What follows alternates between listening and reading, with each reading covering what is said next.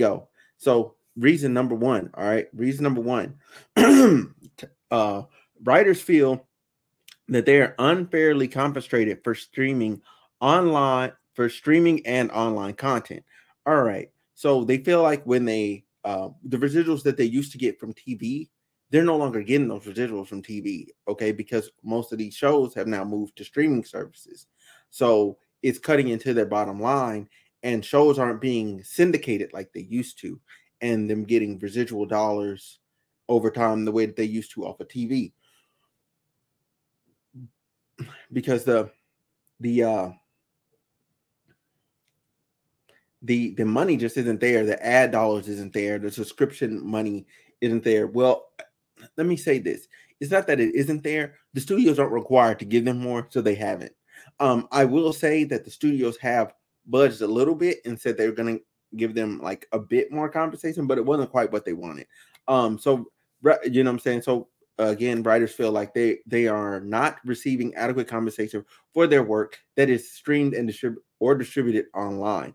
All right, so reason number two, lack of transparency in the industry. Okay, now, that transparency comes down to the data and the numbers. Nobody actually knows how well a show is actually doing, how many hours it's watched, how many hours, days, weeks, months, you know, when you get to adding up all these people watching. You know what I'm saying? Some shows have years of watch time, but they don't have that data. So therefore, they don't know exactly how good or how bad the show did. They're not getting any of that data. The streaming services are keeping it to themselves. This again, most of the grievances here are gonna come back to streaming services and how things have been done in the streaming era. They don't feel that way about TV. It's just the because TV's numbers are pretty well known and they're well out there. You can Google search that. But when it comes to these numbers for streaming services, the streaming services keep those in house and they really keep them very tight to the chest and don't share them with anybody. Um, so that the writers feel there is a lack of transparency in the industry, which and transparency of data, which leads to confusion and unfairness. And you know, a lot of writers feel cheated in this aspect. Number three, all right. So inequitable treatment for writers of color and women. So writers of color and women feel that they are not given equal opportunities and treatment in the industry. So that kind of goes to kind of like a discrimination piece. And this is what I want to say here. Okay, if you're writing a character of a particular ethnic background, I think it's impossible for you to fully tell that person's story without having somebody of that particular background there, even if they're only there to just to work on that one particular aspect, or they're just brought in on that one particular episode, or just brought in for that character alone. I think there's a disservice that is done when you bring these different aspects of society in and you don't have someone that understands what that character is. Yeah, that's where I'm gonna leave that. Number four, okay, excessive working hours and inadequate breaks. Writers often work long hours with little to no breaks, leading to burnout and mental health issues. So a lot of writers, they're pressured to they give them these really tight deadlines, so they can't take time off. They're having to work 12 to 16-hour days just to get this one project done. And then when they get the project done, then they'll send it back to them and they want these edits, and they're not being compensated properly for that. And they would also like fair treatment so they can get some rest, which I don't think this is a crazy ask for a bit more lead time. I really don't feel like that's a crazy ask. Number five, insufficient health care and retirement benefits. Writers do not always receive adequate health care and retirement benefits from their employers.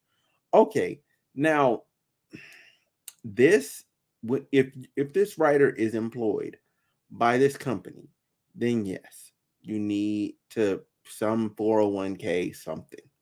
All right. They need to do that. Healthcare, that's your employee. You need to provide that. It's that simple. Okay. It's that simple. It's that simple.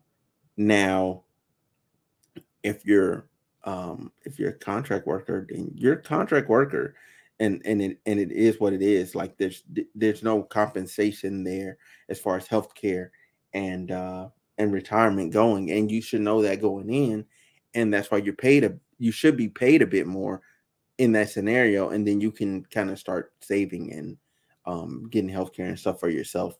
But again, if they fix number one, I'm pretty sure number five would be less of an issue. Um, that's just my thinking. You could tell me what you guys feel about that in the comment section down below. Number six, limited job security. Many writers work on a project by project basis, which results in limited job security.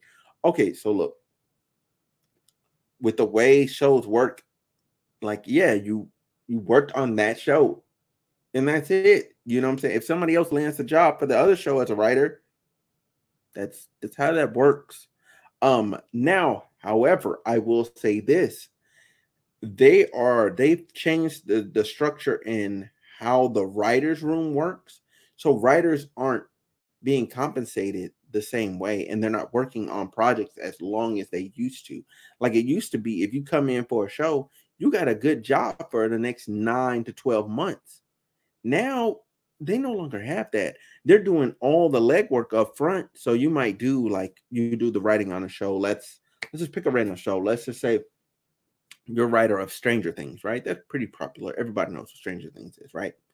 So you'll write that season in the first like month or two, and you'll give them the entire season. And then in this scenario, in how things are working right now, they could fire you, right? Like once you've turned it in and all that done, they could fire you and then bring in some new writers to do the edits. Like, and these new writers have no idea what your original vision was or what the original vision was of the group of writers that were writing this, which sounds insane. That sounds insane. Like when you really think about it, like you made something, like imagine you made like a car, right? Somebody made you a car, right? It's a custom car. And then you go to a different mechanic to fix the mechanical issues of said car. That doesn't make sense. It's a unique one of one car. You're better off with the guy that knew what was going on with that car when it started. You know what I'm saying? Who built it from the ground up. Like these shows are all unique vehicles. You know what I'm saying? And vehicles of money to studios. So I would assume you would want to keep the engineer around. You would want to keep the mechanic around. But they tend to not want to do that. You know what I'm saying? It's a big thing. It's a big thing that they do there. So we're now to number seven. Number seven, pressure to produce more content in less time.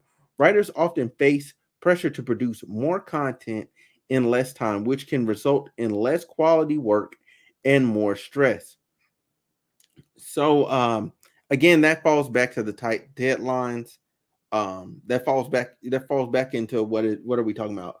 This falls into number four. This falls back into number four, and it falls back into number I guess four and seven. 4 and 7 are the same. And it kind of has something to do with number 6 as well. But I don't really have much to elaborate there because I've already done that. Number 8, disagreements over creative control. Writers often have disagreements with studios and networks over creative control. Okay. So look, in this regard, right?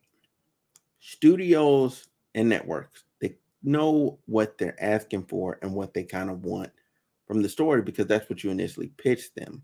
All right. Now, if you want to start, I don't know, like offing certain characters, you have to make it compelling. You have to make it compelling. You have to convince the studio that this character death is worth it in the long term for them, because all they see is numbers And if you're not able to adequately explain it from a business standpoint, then yes, they're going to push back on that because they know people are tuning in for just that character. So I get writers how they feel about it. And I also get why networks and studios don't want to give full creative control away, because you could just get to doing anything. Like, for instance, let's say you have like you're doing like a Christian show, right? You're doing a Christian based show, and then you started adding in elements of like LGBTQ. Yeah, I think I got it right. LGBTQ. Like, people would, they would feel away. They would feel away. Like the audience would feel away. So they might push back to you on you and go, no, I don't think we're gonna add that in there. That's one of those things. Another thing for me is like, for instance, like and I've seen this complaint come up. Like people were like, oh, there wasn't enough representation in Game of Thrones. I'm gonna be honest with you, bro. I'm gonna be honest. Westeros was cold as hell. It was cold as hell in Westeros. Black people, cold, we don't tend to gravitate to that. Just gonna be honest. We don't. We don't. I'm not looking for representation there. Okay. I'm not.